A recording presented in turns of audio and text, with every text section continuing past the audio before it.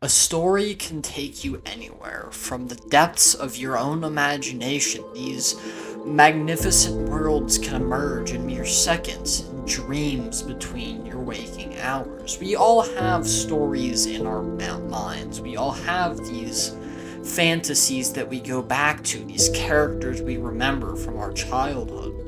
We have all of these recollections of different books that we've read, stories that we've built from the guidelines of the words on the page. All of these stories surround us, they define us, they create our entertainment. Even the stories we see nowadays in YouTube and movies and television, they are all just as much potent as the written word and the picture in your mind. We see stories throughout history, different myths, different legends of things greater than humanity and things so intricate we find it hard to understand even now.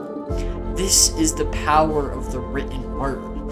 This is the power of images. This is the power of art. This is the power of a good story. So on this channel for a while, I've been talking about writing.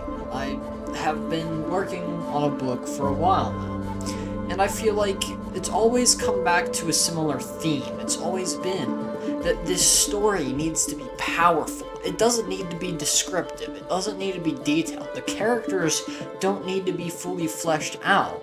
All that needs to happen is it needs to convey the right emotion.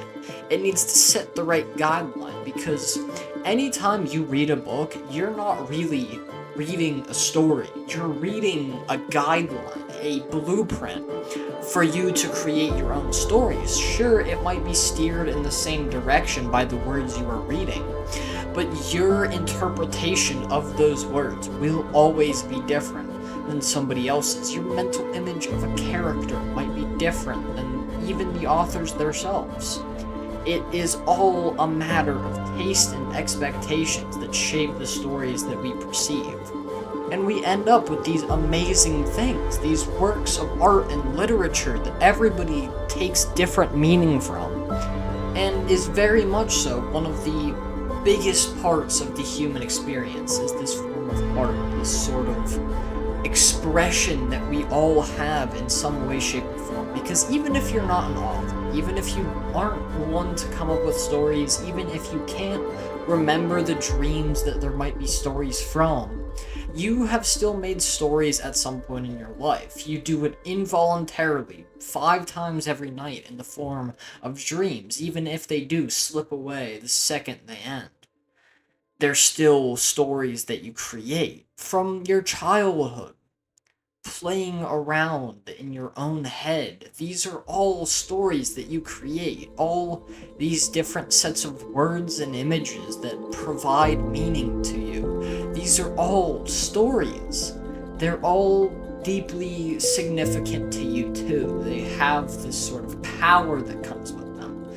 They have this meaning, this purpose. They have a message they are trying to send to you as the creator, because that's the power of a story, is that even if you create it, the meaning from it will be different no matter when you look at it. There will always be another message to take away from it. There will always be some sort of other point to be made, thing to be derived from the words that you have written, things to be experienced from the dreams you had as a child. These all play a role over and over again, no matter how many times you go back to a story. So I urge you right now, think about a story you may have made, you may have dreamt about, you may have thought about as a child, you may have pondered while trying to go to sleep. All of these stories, and think about the meaning behind them, because in my opinion, there is no such thing as a meaningless story. They all have some sort of meaning to the people who create them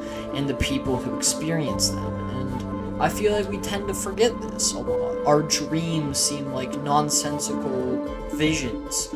Our own childish stories we tell ourselves, they seem like nothing more but comfort phrases to us now.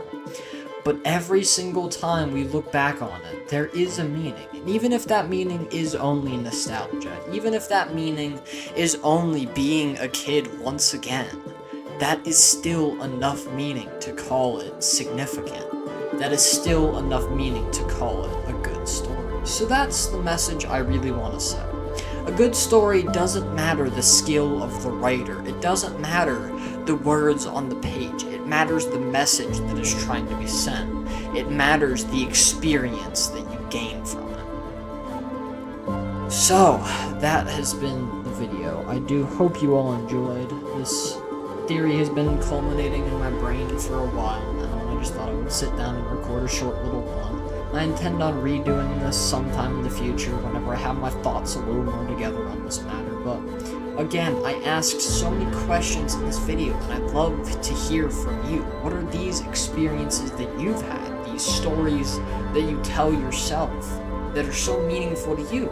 Maybe just type them down in the comment section. Maybe nobody will read it, but maybe that one person will scroll down and they will find deep meaning in your message.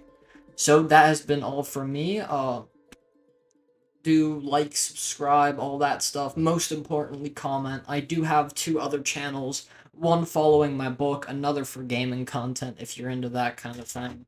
I do hope to see you around the channel more, and I'll see you guys down in the comment section.